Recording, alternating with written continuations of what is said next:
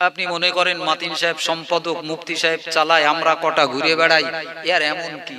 কিন্তু আপনি জানলে অবাক হয়ে যাবেন। বর্তমান সময়ে সুন্নতুল জামাতের আঞ্জাম, কাজ কারবার আপনি যদি আদ্যপান্ত খুঁটিয়ে খুঁটিয়ে দেখেন, আপনার হৃদয় নিংড়ে দোয়া বেরিয়ে আসবে। জোরে বলুন সুবহানাল্লাহ। আমাদের এলাকায় বড় বড় হুজুররা আছে, বাবা, বড় বড় হুজুররা আছে, আজকে সুন্নতুল জামাত দেখে নকল করা শুরু করেছে। জোরে বলুন, আরে জোরে সুবহানাল্লাহ বলেন না কেন?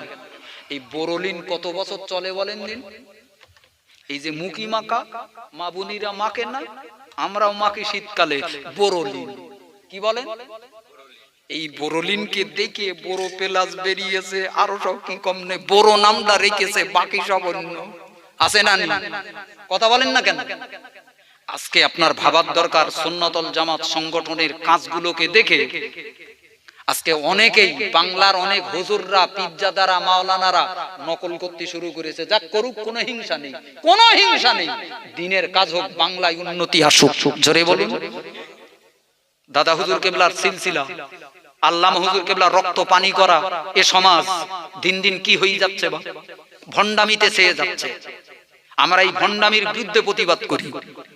কোন ভালো কাজের বিরুদ্ধে সুন্নতুল জামাত কথা বলবে না, কারণ সুন্নতুল জামাতের আলেমরা চোখওয়ালা। জোরে বলেন সুবহানাল্লাহ।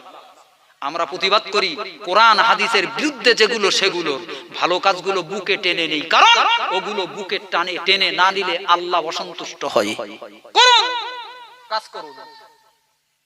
হাজারো ময়দান পড়ে রয়েছে, তবে আমি শুধু এই সংগঠনটার কথা বলি। বাপ, শতাধিক মাদ্রাসা, বড় বড় মাদ্রাসা, এই গরিবী হালাতে এই সমাজের, আপনাদের পয়সা জামিয়ায় দেবেন না খাদিজায় দেবেন না ওদিকে আরো শত শত মাদ্রাসা মুখির দিকে তাকিয়ে রয়েছে, কোনটায় দেবেন? কিন্তু আল্লাহর অফুরন্ত দয়া, আপনার ছোট ছোট দানগুলোতে আজকে শতাধিক মাদ্রাসা বুক চিতিয়ে শত শত ছাত্র আজকে আলেম বানিয়ে সমাজে ছাড়তেছে। জোরে বলুন।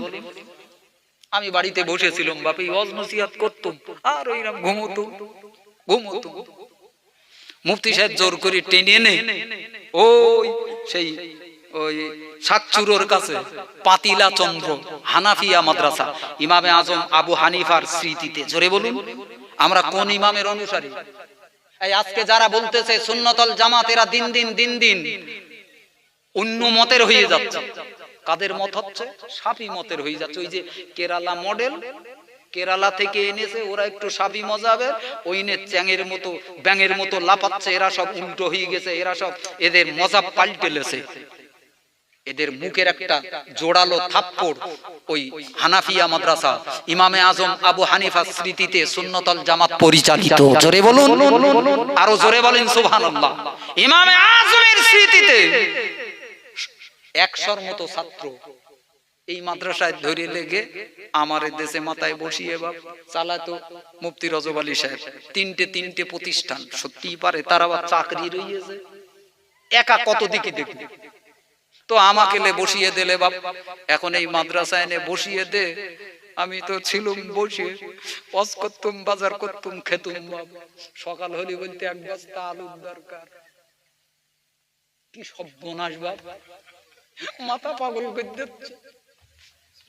দোয়া করেন।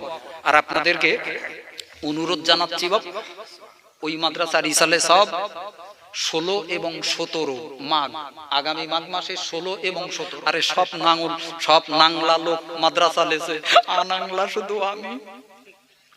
এখন এই আমার এই নাংলা বানাতে আপনাদের সহযোগিতা দরকার। কথা বোঝেন না? এক্ষুনি যদি আমার গাড়ি এইরাম জল ফেলি দেয়, বা এ তো কনেগার ফাল, কনেকে লাগবেন, তার তো ডিগ্রি শিগগির থেকে। আমি আপনাদের দাওয়াত জানাচ্ছি আগামী 7ই জানুয়ারি বেলা 10টায় ওই পাতিলা চন্দ্র হানাফিয়া মাদ্রাসায় যাবেন, একটু দেখে আসবেন। পাতিলা চন্দ্র হানাফিয়া মাদ্রাসার দাতা সম্মেলন যাবো ইনশাআল্লাহ। বাপ যাবো বাপ, একটু হ্যাঁ অন্তত বলেন। কি ইসলে সব কবে?